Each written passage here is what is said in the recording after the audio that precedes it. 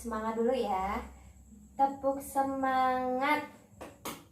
Semangat. Semangat.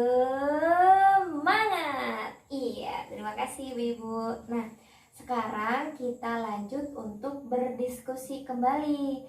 Nah, di sini ada lembar kerja tentang diskusi kasus nenek A. Nah, nanti ibu-ibu berdiskusi dengan anggota kelompok masing-masing. Tadi kan sudah dibagi menjadi 3 kelompok ya Bu ya. Nanti kelompok 1 menjawab pertanyaan untuk di sini sudah ada kelompok 1. Kelompok 2 pertanyaan kelompok 2 gitu ya. Kelompok 3 pertanyaan kelompok 3. Nah, nanti saya beri waktu 5 menit. Ibu-ibunya silakan berdiskusi dengan anggota masing-masing. Nanti setelah selesai masing-masing menyampaikan jawabannya, dan kelompok lain boleh untuk memberikan tanggapan. Paham ya Pak, Bu? Iya, terima kasih. Ini saya bagikan ya Pak, Bu ya. Iya, nih, Mama, silakan. Iya. Silakan dikerjakan ibu-ibu dan bapak-bapak.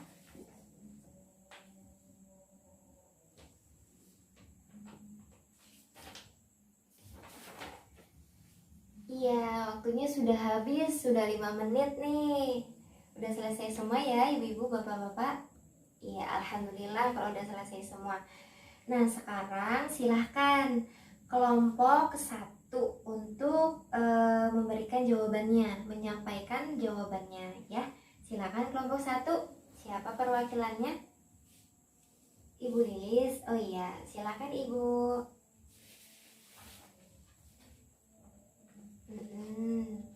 Iya. Ada yang ingin menambahkan? Tadi jawabannya dari Bu Lilis, tipenya itu tipe mandiri si nenek A-nya. Iya, silakan kelompok 3 ya Pak. Iya, silakan Pak Joni. Iya, terima kasih atas jawabannya Pak. Tadi Pak Joni nambahin, katanya tipenya juga mandiri dan juga tipenya ngeyel gitu. Aduh. Nah, sekarang kita kasih tepuk hebat dulu untuk semuanya ya, karena jawabannya dari masing-masing tuh sudah keren-keren. Kita tepuk hebat ya. Tepuk hebat. Hebat. Hebat, hebat. Hebat. Iya. Nah, kita bahas ya ibu-ibu, bapak-bapak. Oh, atau ada yang ingin menambahkan lagi? Enggak, cukup? Iya, kita bahas ya soal nomor 1 untuk kelompok 1. Termasuk lanjut usia yang seperti apakah nenek tersebut, apa ciri-cirinya. Ya, jadi nenek A ini termasuk tipe yang mandiri. Kenapa? Karena di sini disebutkan kegiatan nenek sehari-harinya menjaga ruko miliknya gitu. Jadi walaupun nenek ini sudah lansia gitu, tapi neneknya tetap mau untuk berjualan gitu dengan menjaga ruko. Tetapi harus diingat di sini, walaupun neneknya ini tipe mandiri, sebagai anak atau sebagai keluarga dan orang terdekatnya harus memberikan pendampingan. Ya, selain pendampingan harus juga memberikan pengawasan gitu. Kenapa? Karena di sini disebutkan, namun akhir-akhir ini ia sering ditipu oleh pembeli yang mengatasnamakan menantunya mengambil barang. Jika menantunya nggak ada, nah kerugiannya sudah mencapai 3 juta. Jadi walaupun neneknya ini sudah mandiri, udah mau nih buka toko, jaga toko, tapi kita jangan dilepasin aja neneknya, dijiar-jiar kewai, dibiar-biar kewai gitu, di los-los kono gitu ya Pak Bu ya. Nah, kita harus tetap mendampingi, harus tetap mengawasin gitu, walaupun nenek ini mandiri. Jangan sampai kita sebagai anak nggak ada rasa pedulinya sama sekali gitu ya Pak Bu ya. Iya. Nah, selanjutnya kelompok 2. Yuk, silakan kelompok 2. Ibu Ani. Iya, silakan Ibu Ani. Iya. Ya, terima kasih jawabannya Ibu Ani. Eh, ada yang ingin menambahkan? Melengkapi jawaban dari kelompok 2? Cukup?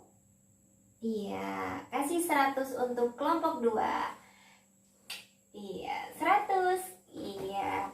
Nah, jadi pertanyaannya kan, apakah nenek tersebut mengalami kekerasan?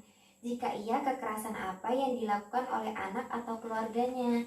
Nah, di sini disebutkan nih. Tadi jawabannya dari kelompok 2 itu mengalami kekerasan verbal gitu. Kekerasan verbal dan juga kekerasan fisik. Kekerasan verbalnya di situ disebutkan kalau menantunya itu sering membentak. Terus kekerasan fisiknya pernah beberapa kali tidak menyiapkan makanan. Nah, iya, jawabannya sudah tepat ya Ibu ya Pak ya semuanya. Nah, ini saya ingin melengkapi satu lagi, di situ ada kekerasan emosi. Kekerasan emosi itu neneknya itu tidak diperdulikan gitu. Jadi mengalami 3 kekerasan ya. Kekerasan verbal yaitu kata-kata, neneknya sering dibentak gitu. Terus kekerasan fisik, neneknya tidak diberi makan. Lalu kekerasan emosi, neneknya tidak diperdulikan gitu ya. Paham sampai sini Ibu-ibu, Bapak-bapak semua? Paham ya? Iya, terima kasih. Kita lanjut ke pertanyaan untuk kelompok 3. Ya, silakan kelompok 3. Iya, Bapak Joni. Iya, silakan Bapak.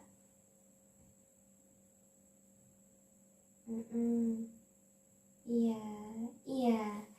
Iya, terima kasih atas jawabannya. Ada yang ingin menambahkan? Kelompok 1. Iya.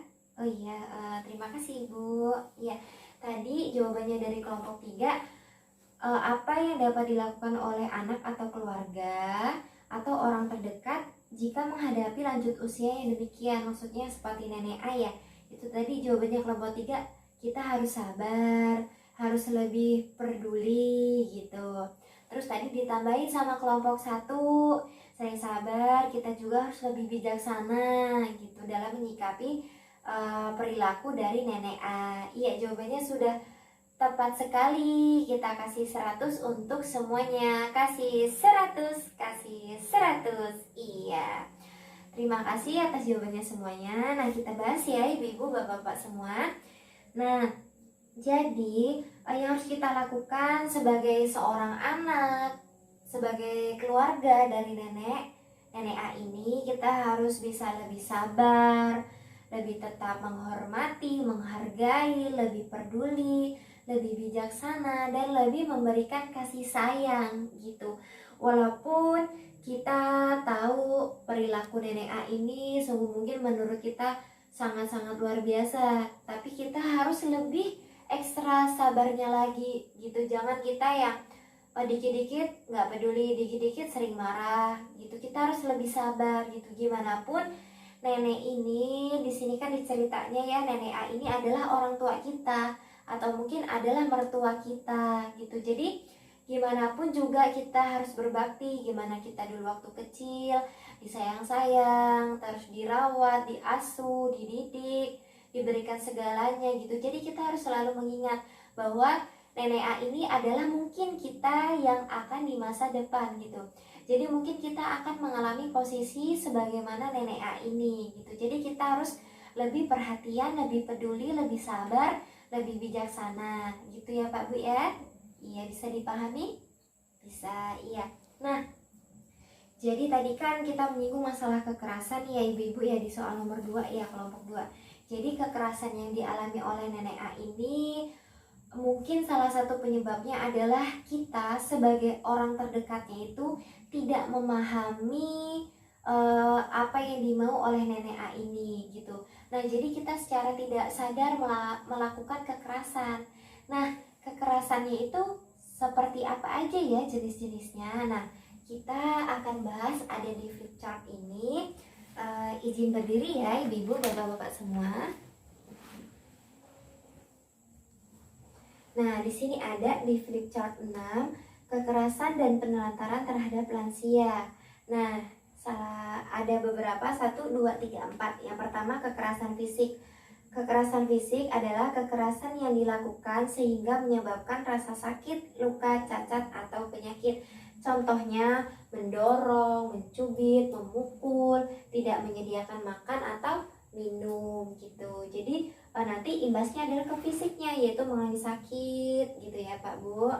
Lalu yang kedua, verbal atau kata-kata, yaitu tindakan menggunakan kata-kata yang seringkali menyakitkan. Contohnya menyebut nama saja, terus habis itu sering menghina, mengancam, menakut-nakuti, membentak, marah dengan kata-kata yang lebih kasar gitu. Terus kekerasan emosi, tindakan atau sikap yang menimbulkan rasa tidak nyaman bahkan trauma, termasuk penelantaran. Contohnya membiarkan lansia sendirian, membatasi bertemu dengan teman, terus tidak peduli, mendiamkan, dan menelantarkan. Terus ada kekerasan finansial, yaitu penyalahgunaan harta milik lansia. Contohnya memanfaatkan uang lansia, menggunakan tanpa izin, tidak memberikan keleluasaan menggunakan uang. Jadi kita sering lihat di sinetron ya ibu-ibu ya, ada, bukan di sinetron aja, bahkan di berita-berita itu banyak banget lansia yang mengalami kekerasan dengan berbagai jenis kekerasannya gitu. Jadi kita dengan adanya contoh-contoh yang nyata di TV, di berita, terus abis itu juga mungkin di sekitar kita ada lansia yang mengalami kekerasan, kita harus yang lebih peduli lagi dengan lansia yang ada di sekitar kita. Jangan sampai kita menjadi orang yang melakukan kekerasan terhadap lansia-lansia yang ada di sekitar kita. Itu bisa dipahamin Bapak-bapak, Ibu-ibu semua? Bisa? Iya, terima kasih.